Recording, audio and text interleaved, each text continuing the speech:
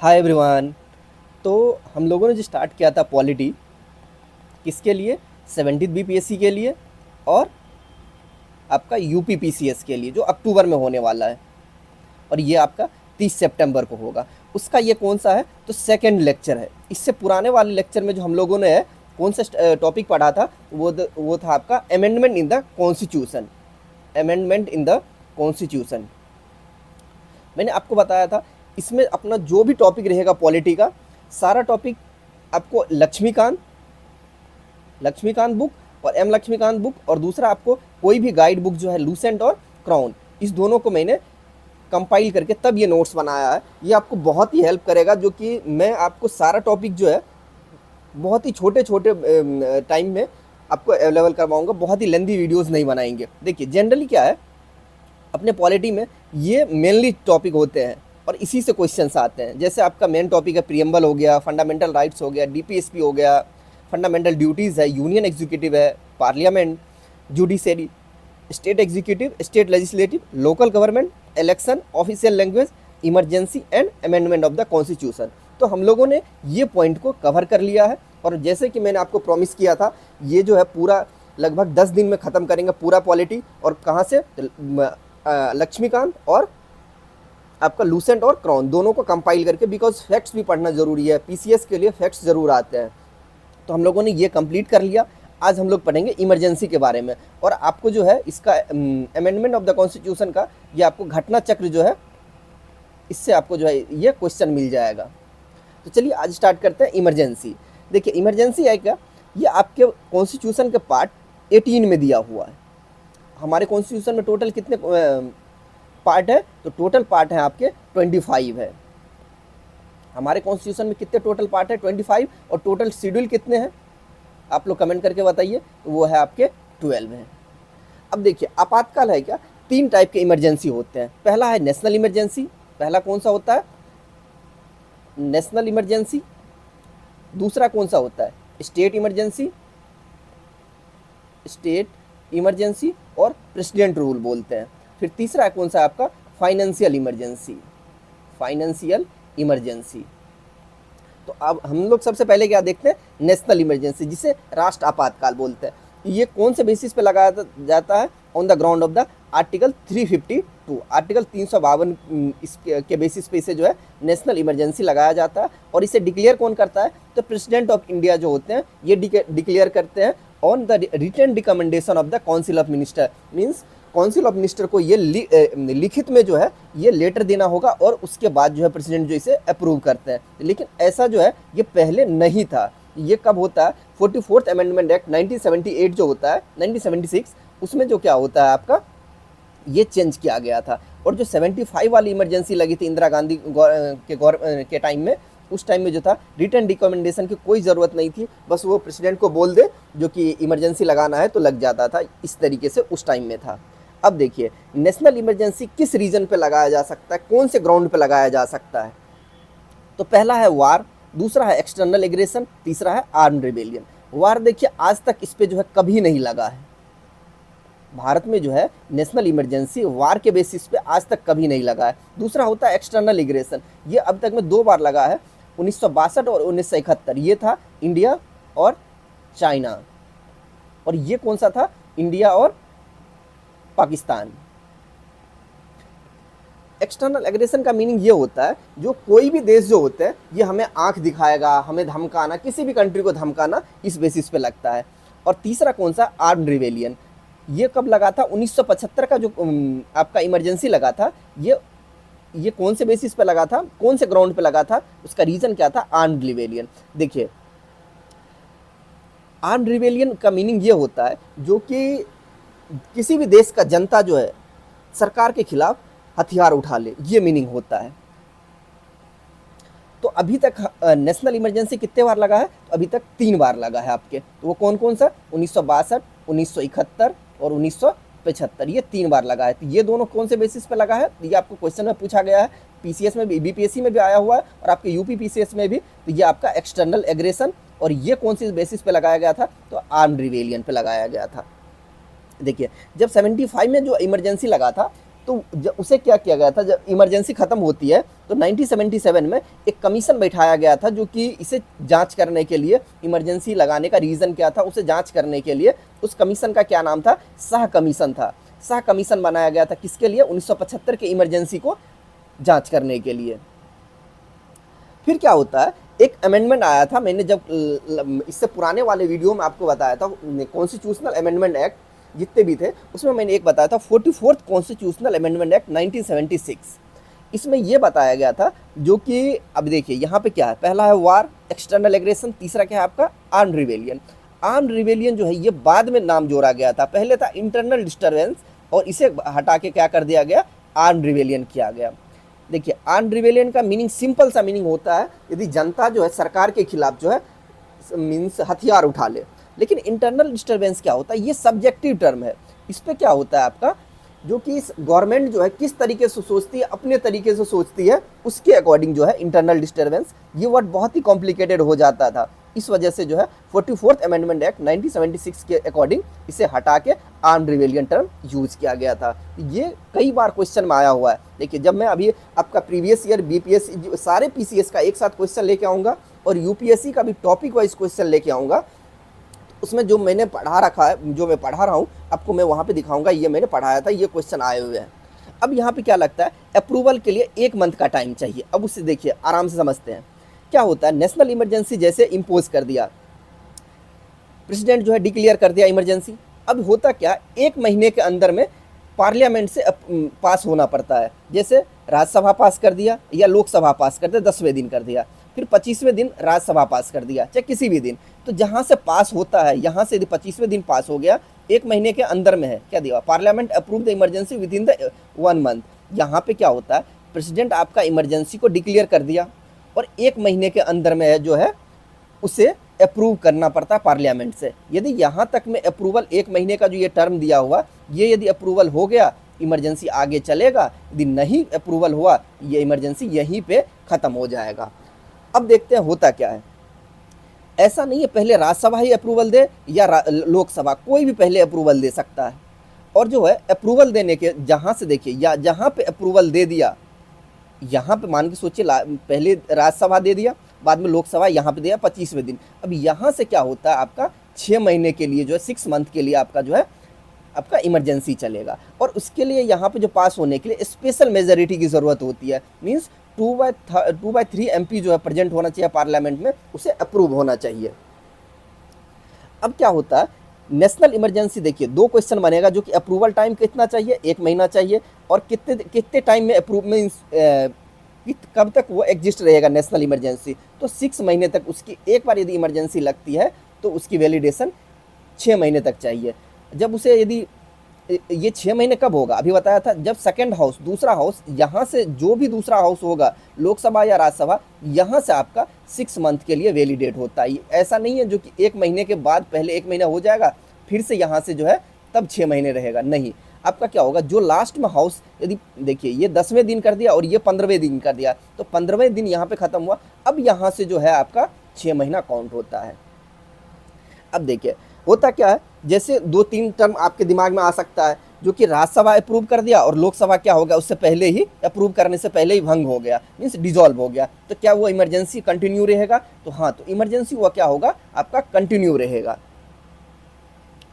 अब दूसरा क्या होता है, दूसरा पहला टर्म तो ये आपका आ जाएगा, जो कि राज्यसभा अप्रूव कर दिया, लोकसभा भंग हो गया, तो क्या हो जाएगा, तो ये इमरजेंसी कंटिन्यू रहेगा। दूसरा क्या होता है, राज्यसभा अप्रूव कर दिया लेकिन लोकसभा डू नॉट अप्रूव, 1 महीने के अंदर में अप्रूव नहीं कर दिया, इमरजेंसी नहीं चलेगा। दोनों बात का ध्यान रखना है, जो राज्यसभा यदि अप्रूव कर दिया, लोकसभा भंग हो गया, तो क्या होगा, चाहे दोनों को उल्टा भी कर सकते हैं। यदि लोकसभा ही अप्रूव कर दिया, राज्यसभा भंग हो गया, मीन्स डिसॉल्व हो गया, तो इमरजेंसी कंटिन्यू रहेगा। फिर दूसरा एक टर्म बन सकता है, एक हाउस पास कर दिया, दूसरा हाउस पास नहीं किया, चाहे कोई भी हो, इमरजेंसी कंटिन्यू नहीं रहेगा। और दूसरा बात ये जानते हैं, जो कि 6 महीना पूरा हो गया, फिर जो है अलग नए, मीन्स देखिए होता क्या है, यहाँ से 6 महीने के लिए हो गया आपका इमरजेंसी। अब यहाँ पे क्या था, यहाँ पे ख़त्म होने को, अब यहाँ से ज़रूरत पड़ी फिर से आगे बढ़ाने का 6 मंथ के लिए, 6 मंथ करके इन्फिनाइट नंबर तक, मतलब बहुत सालों तक, जितने साल हो सकता है उतने समय तक लगा सकते हैं। लेकिन यहाँ पे क्या होगा आपका, फिर से जो है पार्लियामेंट का अप्रूवल लेना होगा। वही लिखा हुआ है, if continue more than 6 month then approval of need of both the houses, means Lok Sabha और राज्यसभा दोनों का फिर से अप्रूवल की जरूरत पड़ती है। अब ड्यूरिंग इमरजेंसी क्या होता है, इमरजेंसी जब लगा हुआ तो इलेक्शन हो सकता है, और ये कौन अप्रूव करेगा, इलेक्शन कमीशन ऑफ इंडिया देख लेगा, ये बोल देगा जो कि आप जो है हम लोग इलेक्शन करा सकते हैं, वो सूटेबल कंडीशन है, फेवरेबल कंडीशन है, वो डिपेंड करता है किसके ऊपर, तो इलेक्शन कमीशन के ऊपर डिपेंड करता है। अब देखते हैं ड्यूरिंग इमरजेंसी क्या होता है। अब देखिए होता क्या है, जब इमरजेंसी लग गया तो tenure of the Lok Sabha can be extended. अब होता क्या है, जैसे देखिए यहाँ से 1975 में आपका इलेक्शन होना था, अप्रोक्स बता रहा हूँ एग्जाम्पल के लिए, देखिए एग्जाम्पल से समझते हैं। आज यहाँ पे क्या हो गया, इमरजेंसी लग गया 6 मंथ के लिए। इस टाइम पे क्या था, यहाँ पे आपका इलेक्शन होने वाला था, लेकिन किसी कारणवश से जो है ये लोकसभा और राज्यसभा दोनों ने अप्रूव कर दिया, ये 6 मंथ के लिए बढ़ गया। तो इससे क्या होता है, जो कि इलेक्शन जो यहाँ पे होना चाहिए था वो ना होके वो एक्सटेंड हो जाएगा। वही लिखा हुआ, tenure of the Lok Sabha can be extended for 1 year, 1 साल के लिए बढ़ा सकता है। और ये 1 साल बढ़ाते बढ़ाते मतलब इनफाइनाइट तक, मतलब कई सालों तक आप जो है इमरजेंसी मीन्स इलेक्शन को आगे टाल सकते हैं, ये दिया हुआ है। अब ये क्या होता है, आज तक कब है ऐसा, जो कि जनरली क्या होता है, लोकसभा का टाइम पीरियड कितना होता है, 5 साल का होता है, लेकिन ये 5th लोकसभा था 1971 से 75 तक, ये टाइम पीरियड जो है ये आपके 6 ईयर्स के लिए बनाया गया, मीन्स एक्सटेंड हो गया था। किसके वजह से, तो आपके इमरजेंसी की वजह से ये जो लोकसभा का काल था ये 6 साल का था। अब देखिए यहीं पे फिर से समझ ले रहे हैं, इम्पोज किया इमरजेंसी, नेशनल इमरजेंसी यहाँ पे इम्पोज होता है, लोकसभा राज्यसभा यहाँ से 1 महीने के अंदर में, यहाँ से हो गया तो ये कितना हो गया 6 महीने के लिए। अब 6 महीने में यहाँ पे ख़त्म होगा, तो अब यहाँ पे क्या हो जाएगा आपका, फिर से जो है अगेन अप्रूवल चाहिए। अप्रूवल किसका चाहिए, लोकसभा एंड राज्यसभा का। देन क्या होगा, फिर से 6 महीने, फिर यहाँ पे क्या होगा, अगेन अप्रूवल किसका चाहिए, लोकसभा एंड राज्यसभा का। फिर यहाँ से क्या होगा, 6 महीने के लिए अप्रूव कर मीन्स आगे बढ़ जाएगा। अब देखिए होता क्या, अभी बोला था इलेक्शन जो है 1 साल के लिए टाला जा सकता है, और 1 साल करके 1 ईयर करके इनफाइनाइट समय तक के लिए टाल सकते हैं। या मान के सोचिए यहाँ इलेक्शन होने वाला था, 6 महीने के लिए बढ़ गया, अब यहाँ पे इलेक्शन 1 साल के लिए बढ़ गया। फिर क्या होगा, यहाँ पे जो है आपका इलेक्शन मीन्स सॉरी इमरजेंसी जो आगे बढ़ेगा, ये क्या हो जाएगा, इलेक्शन इनफाइनाइट नंबर तक बढ़ सकता है टाइम पीरियड। और आपसे ये क्वेश्चन में फैक्चुअल है, ये मैंने लूसेंट से लिया था और क्राउन से, जो कि यहाँ पे आपसे पूछा जा सकता है, कौन सा ऐसा नंबर्स में पूछ दिया जाएगा, कौन सा ऐसा लोकसभा का टर्म था जो 5 साल से ज़्यादा रहा था, वो था 5वां नंबर का। अब ये होता क्या, अभी बताया था, नेशनल इमरजेंसी को 6 महीने करके इनफाइनाइट तक, जब तक मन करे तब तक आप बढ़ा सकते हैं। लेकिन उसके लिए क्या रीज़न है, हमेशा जो है हर 6 महीने के बाद पार्लियामेंट की अप्रूवल की ज़रूरत पड़ती है। अब देखिए इमरजेंसी तो आप लोगों ने लगा दिया, कोई भी गवर्नमेंट थी वो क्या कर लिया, इमरजेंसी लगा दिया। अब हम लोग ये देखते हैं आखिर में इमरजेंसी को तो हटाना भी है, अब किस तरीके से हटा सकते हैं, उसके लिए पहला क्या रीज़न, पहले किस बेसिस पर हटा सकते हैं, सिंपली जो है प्रेसिडेंट उसे हटा देगा। फिर दूसरा क्या हो सकता है, 6 महीने से पहले यदि हटाने की ज़रूरत पड़ी तो क्या करेगा, पार्लियामेंट जो है एक क्या करेगा, प्रेसिडेंट को एक चिट्ठी लिखेगा, लोकसभा जो है उसमें प्रेसिडेंट को एक चिट्ठी लिखेगा 6 महीने से पहले यदि हटाना है। उसमें क्या होता है, सिंपल मेजोरिटी से जो होता है, एक वो जो है bill pass means simple majority से इसे हटाना पड़ेगा। अब होता क्या है, जो कि इसके लिए मिनिमम जो है 1/10 मेंबर लोकसभा का जो नोटिस दिया जाता है, 1/10 मेंबर मीन्स अप्रॉक्स 55 मेंबर का राजी होना चाहिए। जैसे देखिए होता क्या है, हमें अभी लोकसभा में ये पारित मीन्स एक मीटिंग बुलानी है, सेशन बुलाना है, जो कि ये इमरजेंसी को हटाना है। उस सबसे पहले क्या होगा, कम से कम 55 मेंबर का राजी होना जरूरी है, एग्री होना जरूरी है। जब ये 55 मेंबर एग्री हो गया, ये क्या करेगा, तो आपको प्रेसिडेंट के पास एक लेटर देगा, एक नोटिस देगा 14th टाइम पीरियड में। जब ये हो जाएगा तो ये क्या होता है, उसके बाद जो है एक सेशन बुलाया जाएगा और उसमें सिंपल मेजोरिटी से ये पास कर दिया जाएगा, जो कि ये इमरजेंसी को हटाना है। अब देखते हैं, यहीं पे उसी को मैं यहाँ पे समझा रहा हूँ फिर से। इम्पोज इमरजेंसी हो गया, अब यहाँ से क्या हो गया 6 महीने के लिए। अब क्या होगा, if not approved by both the houses then, अब होता क्या है, यहाँ पे 6 महीना पूरा हो गया, और तीसरा पहला कंडीशन क्या था, प्रेसिडेंट हटा दिया। दूसरा क्या, लोकसभा का सदस्य जो है ये चाहता है लोकसभा जो हमें इमरजेंसी समय से पहले हटाना है। तीसरा कौन बेसिस पे इमरजेंसी हट सकता है, 6 महीना यहाँ पे पूरा हो गया। अब यहाँ पे जो है दोनों पार्लियामेंट की अप्रूवल की नीड है, लोकसभा और राज्यसभा। लेकिन क्या होगा, यहाँ पे दोनों अप्रूवल ना दे, ये खुद ब खुद इमरजेंसी आपका हट जाएगा। अब एक बात और, ये बहुत ही इंपॉर्टेंट पॉइंट है, जो national emergency can be impose throughout the India और part of the India. National emergency को ऐसा नहीं पूरा भारत में कंपलसरी है, पूरा भारत में ही लगेगा। ये जो है आपका भारत में भी लगेगा, इंडिया के किसी पार्ट में भी लग सकता है।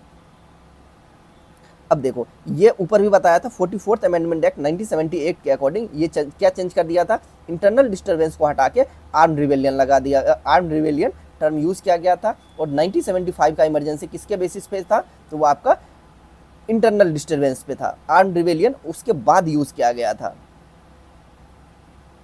अब यहाँ पे देखिए 44th अमेंडमेंट एक्ट 1978 से चेंज कौन कौन सा आया है इमरजेंसी के बेसिस पे। तो पहला क्या था, इंटरनल डिस्टर्बेंस हटा के आर्म्ड रिवेलियन यूज़ किया। दूसरा क्या है, आपका प्रेसिडेंट जो है केवल रिटन रिकमेंडेशन पे ही जो है ये इमरजेंसी अप्रूव कर सकता है। ऐसा नहीं है मुंह के बोलने से, जो कि प्राइम मिनिस्टर या काउंसिल ऑफ मिनिस्टर जो है, अल्टीमेटली तो प्राइम मिनिस्टर ही बोलेगा। काउंसिल ऑफ मिनिस्टर क्या कर दिया, प्रेसिडेंट को बोल दिया इमरजेंसी लगा देने, वैसे नहीं होता, वर्बली नहीं होता, उसके लिए रिटन रिकमेंडेशन चाहिए। फिर और क्या देखते हैं 44th अमेंडमेंट एक्ट से क्या क्या चेंज आया, both the houses approved by special majority with in 1 month. अब देखिए इमरजेंसी लगाने के लिए कौन सी मेजोरिटी की ज़रूरत है, तो स्पेशल मेजोरिटी की ज़रूरत है। और ये अप्रूव कब तक होना चाहिए, 1 महीने के अंदर में अप्रूवल होना चाहिए, जो कि पहले क्या था 2 महीने का टाइम मिलता था। अब पहले 2 महीने का आपका टाइम मिलता था, और वह पहले कौन सा था, सिंपल मेजोरिटी था। पहले क्या था, period is infinite once approved, now 6 month. पहले क्या था, यदि देखिए यहाँ पे जो है इमरजेंसी अप्रूव्ड हो गया, अब यहाँ से अब जो है इनफाइनाइट टाइम तक के लिए, ऐसा है नहीं है जो कि कोई समय फिक्स है। अब जब जो है काउंसिल ऑफ इस पे डिपेंड करेगा गवर्नमेंट पे, तब तक के लिए लगा के रखेगा। लेकिन अब क्या कर दिया, जो कि अब वो एक टाइम पीरियड फिक्स कर दिया 6 महीने तक के लिए। अब क्या है, now national emergency can B judicial review. अब पहले क्या था, जो कि नेशनल इमरजेंसी लग गया तो आप जो है उसे जो है जुडिशरी में लेके जा सकते हैं, उसे जांच करने के लिए, उसके रीज़न क्या था, क्या बैकग्राउंड था, वो गलत होगा तो उसके ऊपर केस होगा या। लेकिन अब पहले ऐसा नहीं था, लेकिन अब जो है जुडिशियल रिव्यू में जो है आपका नेशनल इमरजेंसी को रखा गया। वो कब होता है ये ऐसा सिचुएशन, 1980 में एक केस होता है मिनर्वा मिल केस, इसके वजह से ये क्या किया जाता है, नेशनल इमरजेंसी को हम लोग जो है चैलेंज जाके किया जा सकता है, कहाँ पे, सुप्रीम कोर्ट में। अब क्या होता है, under article 352 national emergency fundamental rights can be suspended. इस बात को ध्यान रखिएगा, यदि नेशनल इमरजेंसी लगता है तो फंडामेंटल राइट्स को सस्पेंड किया जा सकता है, एक्सेप्ट 2, कौन से, 20 और आर्टिकल 21, 20 और 21 आर्टिकल जो आपके ये सस्पेंड कभी नहीं होंगे। इस बात को ध्यान रखना है। नेशनल इमरजेंसी यदि लगेगा तो इस केस में और सब फंडामेंटल राइट्स सस्पेंड हो सकते हैं, केवल 20 और 21 सस्पेंड नहीं होते। 20 क्या है, राइट अगेंस्ट पनिशमेंट, और दूसरा क्या होता है 21 कौन सा है, राइट टू लाइफ या protection of life and personal liberty. Means ये दोनों आपके फंडामेंटल राइट्स कभी भी सस्पेंड नहीं हो सकते हैं। अब देखते हैं effect of fundamental rights. Fundamental rights पे क्या प्रभाव पड़ेगा, यदि आर्टिकल अंडर आर्टिकल 358 आर्टिकल 19 को भी सस्पेंड किया जा सकता है। इस बात को ध्यान रखना है। आर्टिकल 19 यही बोलता है we can, freedom of speech and expression है, कहीं पे भी रह सकता है कहीं, तो ये सारा चीज़ है। अब देखिए इसमें होता क्या, आर्टिकल 19 में अब बोलेगो freedom to reside anywhere in country. अभी हमारा देश किसी देश के साथ लड़ाई कर रहा है, अब बोलेगो जाके नहीं है मुझे क्या बोलूँ, लद्दाख वाले रीजन में जाके ही रहना है, ऐसा नहीं होता है। तो इस वजह से जो है अंडर आर्टिकल 358 में आर्टिकल 19 को सस्पेंड किया जा सकता है। अब देखो आर्टिकल 358 कब ऑपरेट होता है, जब वार और एक्सटर्नल एग्रेशन रीजन बनता है आपका किसका, तो नेशनल इमरजेंसी का। तो ये 2 पॉइंट बहुत ही इंपॉर्टेंट है आपका, कौन कौन सा इमरजेंसी कभी सस्पेंड नहीं होगा। आपका आर्टिकल 20 फंडामेंटल राइट्स कौन कौन सा सस्पेंड नहीं होगा, तो आर्टिकल 20 और आर्टिकल 21 सस्पेंड नहीं होगा। और यदि ये आपका emergency on the ground of article 358 लगता है, इसमें जो आपका 19 को सस्पेंड होगा। अब है article 358 on the ground of the article 359 under this any fundamental right can be suspended by the president of India. यदि ग्राउंड आपका अंडर आर्टिकल 359 रहा तो सारे फंडामेंटल राइट्स सस्पेंड किया जा सकते हैं एक्सेप्ट 20 एंड 21। तो ये देखना आर्टिकल 358 के अकॉर्डिंग कौन कौन से राइट फंडामेंटल राइट सस्पेंड हो रहे हैं, तो 19 एक्स्ट्रा हो रहे हैं, 20 एंड 21 इस दोनों में से किसी में सस्पेंड नहीं हो रहे हैं, ये ध्यान रखना है। और आर्टिकल 359 कैन बी यूज जब वार हो, एक्सटर्नल एग्रेशन हो और आर्म्ड रिवेलियन हो, इस तीनों ग्राउंड पे यदि लगता है आर्टिकल 359 उसका रीजन रहता है। अब देखते हैं जो कि आर्टिकल 355 क्या बोलता है। 355 ये बोलता है impose a duty on the centre to ensure that the government of every state is carried out according to the provision of constitution. Article 355 ये बोलता है जो कि स्टेट की कोई भी जो गवर्नमेंट है वो संविधान के दायरे में रह के काम करना है on the ground of the constitution, on the provision of the constitution के प्रोविजन के अकॉर्डिंग जो है सरकार चलेगी। अब अपना नेक्स्ट इमरजेंसी कौन सा है आपका, स्टेट इमरजेंसी, उसे प्रेसिडेंट रूल भी बोला जाता है, राष्ट्रपति शासन, और कॉन्स्टिट्यूशनल इमरजेंसी भी बोलता है।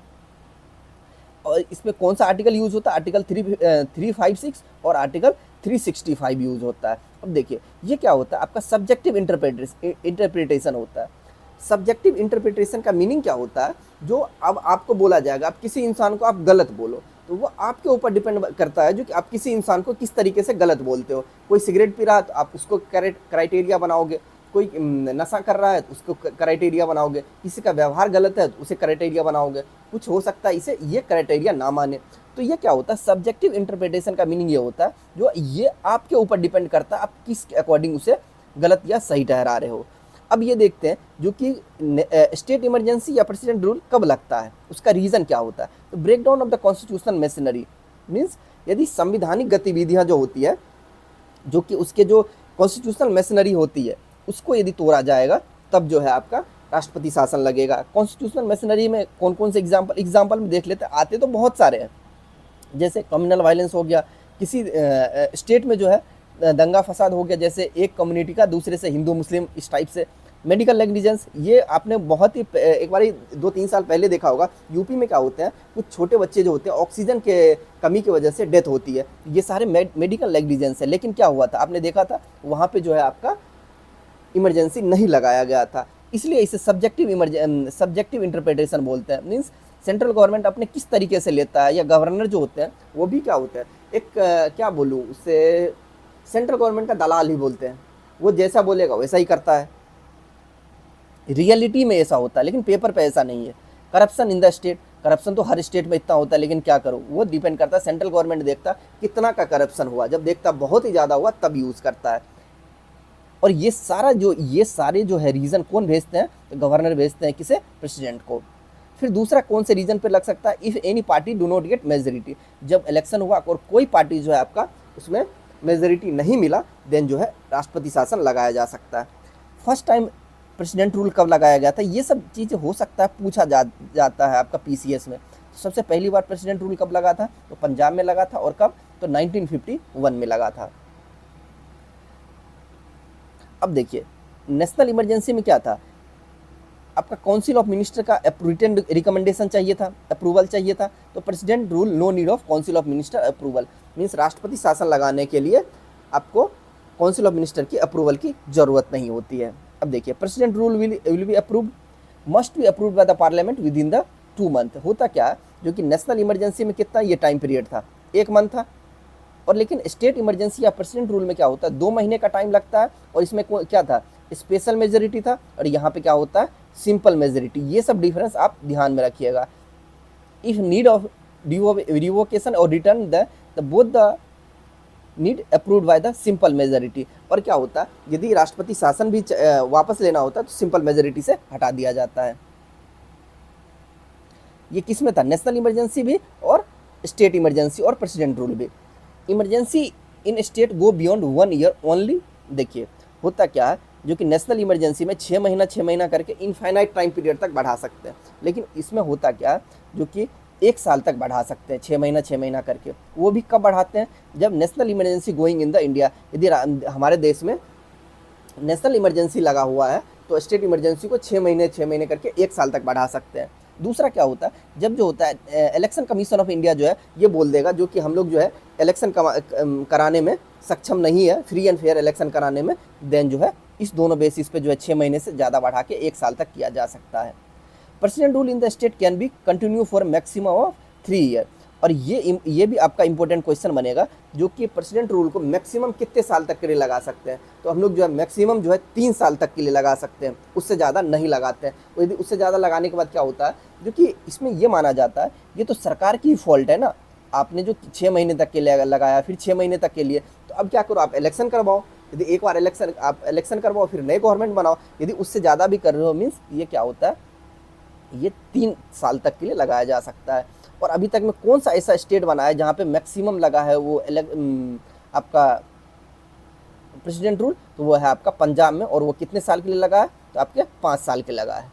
डिक्लेरेशन ऑफ प्रेसिडेंट रूल, अब होता क्या, जब प्रेसिडेंट रूल लग जाता है तो अब वहाँ का जो मशीनरी होता है, वहाँ का पार्लियामेंट बॉडी रहता है, सॉरी लेजिस्लेटिव बॉडी हो, एग्जीक्यूटिव काम हो, ये सारा कौन देखेगा। होता क्या है प्रेसिडेंट रूल में, लेजिस्लेटिव रूल जो होता है, लेजिस्लेटिव जो होता है, जितने भी एमएलए होते हैं ये सारे क्या हो जाएंगे, ये एमएलए एमएलसी जो होगा ये मेंबर ऑफ तो पार्लियामेंट।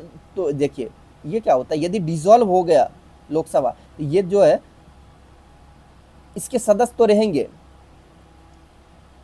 और जब ये प्रेसिडेंट रूल लगने के बाद क्या होता है, ये सारे जो है simply part of the means ये लोग जो है मेंबर नहीं होते हैं।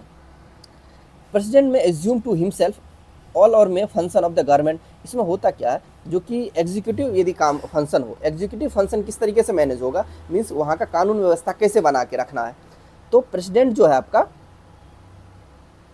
क्या करेगा, तो आपको गवर्नर को ऑर्डर देता है, और गवर्नर जो है वहाँ का एग्जीक्यूटिव काम देखता है। अब दूसरा क्या होता है, लेजिस्लेटिव, वहाँ का लॉ मेकिंग काम जो है उस स्टेट का कौन करेगा, तो करता कौन है, पार्लियामेंट को दिया जाता है, प्रेसिडेंट बोलता है। लेकिन ये होता है ना, पहले आप, तो प्रेसिडेंट, पार्लियामेंट जो है प्रेसिडेंट को बोलता है, और प्रेसिडेंट जो होता है किसे, गवर्नर को ही बोल के इसे करवाता है।